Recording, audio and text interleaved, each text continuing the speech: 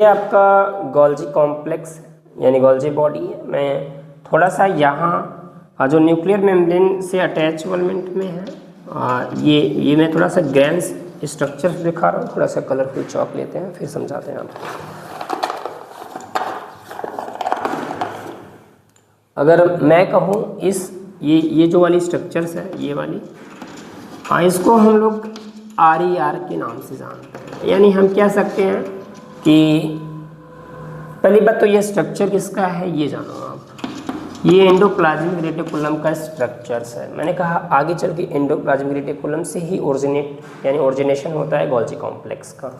और हमने कहा जो एंडोप्लाज्मिक रेटिकुलम ये भी एक सेल ऑर्गेनेल है जो कि single membrane of like structures होती है। तो यहाँ जिस एंडोप्लाज्मिक रेटिकुलम पर जो राइबोसोम्स के पार्टिकल्स होते हैं, जो ग्रैनुल्स होते हैं, अगर प्रेजेंट होते हैं उसको हम लोग रफली एंडोप्लाज्मिक रेटिकुलम कहते हैं। और जिस पर राइबोसोम्स के पार्टिकल अटैचमेंट में नहीं होते, जिस पर नहीं पाए जाते, और उसको हम लोग SER के नाम से जाना जाता है। ठीक है, उसको हम लोग SER कहते हैं। और SER यानी स्मूथ एंडोप्लाज्मिक रेटिकुलम कहते हैं। ठीक है, मैं ये भी बताऊँगा। और जो गोल्जी बॉडी जो होती है थोड़ा सा वो न्यूक्लियर मेम्ब्रेन की तरफ होती है, तो उसको हम लोग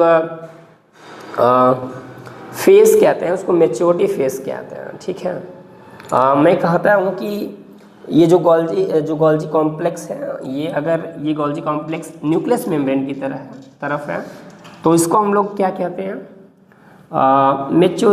मैच्योरिंग फेस के नाम से जानते हैं। उसको हम लोग मैच्योरिंग फेस कह सकते हैं, कोई दिक्कत है नहीं। और जो गोल्जी बॉडी प्लाज्मा मेम्ब्रेन की तरफ है उसको हम लोग ट्रांसफॉर्मिंग फेस कह सकते हैं। उसको हम लोग ट्रांसफॉर्मिंग फेस कहते हैं। ठीक है, यानी मेरा कहने का जो मतलब है, जिसको दूसरी भाषा में हम लोग कह सकते हैं सीस फेस और ट्रांस फेस। ठीक है, तो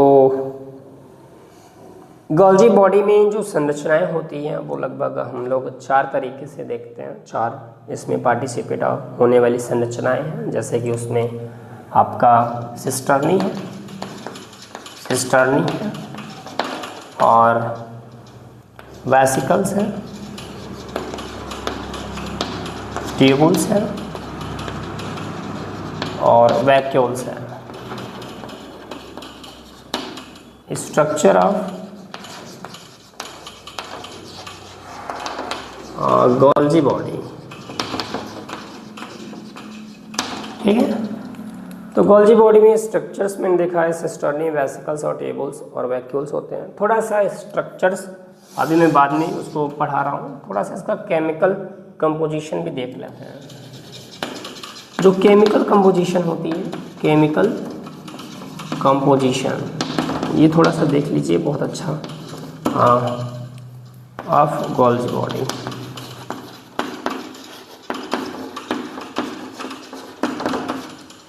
तो केमिकल कंपोजिशन में देखा जाए तो गोल्जी बॉडी में लगभग 60% के नियर अबाउट प्रोटीन्स प्रेजेंट होती है। वही 30% के आसपास लिपिड्स होती है। बाकी 1 से 3% जो होती है वो कार्बोहाइड्रेट्स होती है और अदर कंपोनेंट्स और एंजाइम्स और उसमें पार्टिसिपेट होते हैं। ठीक है, दूसरी बात मैं कहता हूँ कि जो गोल्जी बॉडी होती है उसकी संरचना में लगभग ये सिस्टर्नी पार्टिसिपेट होती है, वेसिकल्स पार्टिसिपेट होती है, ट्यूबुल्स पार्टिसिपेट होती है और वैक्यूल पार्टिसिपेट होती है। तो ऐसा नहीं है कि इसको हम लोग एक तरीके से जो डायमीटर की थोड़ा सा रेशियो में मैं बात करता हूँ, जो न्यूक्लियर मेम्ब्रेन की तरफ इसका जो फॉर्मिंग हुआ एंडोप्लाज्मिक रेटिकुलम से, ये थोड़ा सा डायमीटर शॉर्टेज होती है। बट अगर थोड़ा सा जो प्लाज्मा मेम्ब्रेन की तरफ है, जो पार्ट ऑफ गोल्जी बॉडी की संरचना है सिस्टर्नी की, तो वो थोड़ा सा उसकी डायमीटर थोड़ी सी लॉन्ग होती है। ठीक है, तो उस वजह से हम लोग ये भी इसको हम लोग तय कर पाए कि जो न्यूक्लियस मेम्ब्रेन यानी जो न्यूक्लियर मेम्ब्रेन की तरफ है उसकी जो सिस्टर्नी की साइज़ होती है वो थोड़ी सी शॉर्टेज होती है, और जो प्लाज्मा मेम्ब्रेन की तरफ होती है उसमें जो साइज़ होती है सिस्टर्नी की वो थोड़ी सी बड़ी होती है। अभी मैं सिर्फ ओवरव्यू दे रहा हूँ, मैं बाकी बहुत चीज़ों को बात करूँगा। ठीक है, चलिए।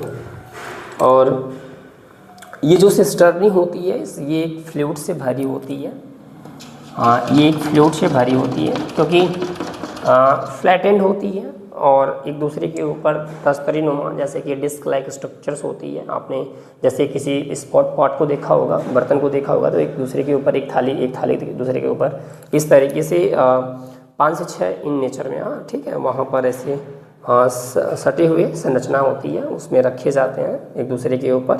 तो वैसे ही सिस्टर्नी होती है जो एक दूसरे के ऊपर लैपिंग होती है, ठीक है। तो और सिस्टर्नी के बीच में भी क्या होता है कि फ्लूइड भरी होती है ताकि जो सिस्टर्नी है वो आपस में चिपक ना जाए, अटैचमेंट में ना आ जाए, तो उस वजह से वो चिपकने नहीं देती और उसको हम लोग कहते हैं सिस्टर्नल या इंटरनल सिस्टर्नल फ्लूइड के नाम से भी जानते हैं, ठीक है। तो ये हुआ स्ट्रक्चर्स और आगे हम लोग बढ़ते हैं थोड़ा सा।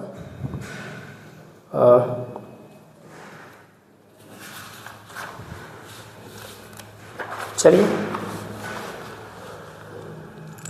और इसकी पोलैरिटी, और जो मैं कहता हूँ कि हर एक चीज़ की पोलैरिटी होती है, जैसे कि शॉर्टेज ऑफ लॉन्ग में होती है, और जैसे कि हमारे नर्वस सिस्टम्स में इम्पल्स की भी पोलैरिटी होती है। तो जैसे हमारी देखो भी ये मैग्नेट्स होते हैं उसमें भी पोलैरिटी होती है, तो गोल्जी कॉम्प्लेक्स में भी पोलैरिटी होती है, but this is not a well defined of polarity. हम सिर्फ इस बेस पे मान रहे हैं कि इधर शॉर्टेज ऑफ इधर कम है और उधर ज़्यादा हैं। और जो प्लांट होती है, प्लांट के साइटोप्लाज्म में ये जो गोल्जी कॉम्प्लेक्स होती है वो थोड़ा सा स्कैटर्ड इन फॉर्म में होती है, वो सेपरेटिंग होती है, बट थोड़ा सा जो एनिमल सेल्स है वहाँ पर ये जो सिस्टर्नी होती है वो थोड़ा सा डेंस इन नेचर में होती है। तो जैसा कि हमें ये पता होना चाहिए, ठीक है। चलिए आगे थोड़ा सा देखते हैं। और गोल्जी कॉम्प्लेक्स जो होता है वो प्रोकैरियोटिक जो सेल्स होते हैं, जैसे कि आपका अभी बैक्टीरिया का नाम लेते हैं, या फिर जो साइनोबैक्टीरिया या फिर माइकोप्लाज्मा से रिलेटेड, या जितने भी प्रोकैरियोट्स होते हैं आर्किया यू बैक्टीरिया से रिलेटेड, उसमें ये गोल्जी कॉम्प्लेक्स प्रेजेंट नहीं होता, ठीक है। बाकी ये ब्रायोफाइट्स में भी देखने को मिलता है और अस्पम में भी देखने को मिलता है, टेरिडोफाइटा में भी देखने को मिलता है, और जितने भी यूकैरियोट्स होते हैं तो वहाँ पर कहीं ना कहीं गोल्जी कॉम्प्लेक्स वहाँ पर प्रेजेंट होते हैं, ठीक है। और कैमिलो गोल्जी ही एक साइटोलॉजिस्ट हैं जिन्होंने इसको सबसे पहले ऑब्जर्वेशन में लिया था। चलिए, बट गोल्जी बॉडी का जो क्लेटिफाइड स्टडी देखा जाए तो वो 1954 में डाल्टन एक साइंटिस्ट हैं, और फेलिक्स, डाल्टन और फेलिक्स दोनों ने, चूँकि 1950 में तो हमारे पास अच्छा माइक्रोस्कोप आ गया था, ठीक है, उससे इसकी विजिबिलिटी हम इसको अच्छी तरीके से साइटोप्लाज्म में हम ये जो पाया जा रहा था तो उसमें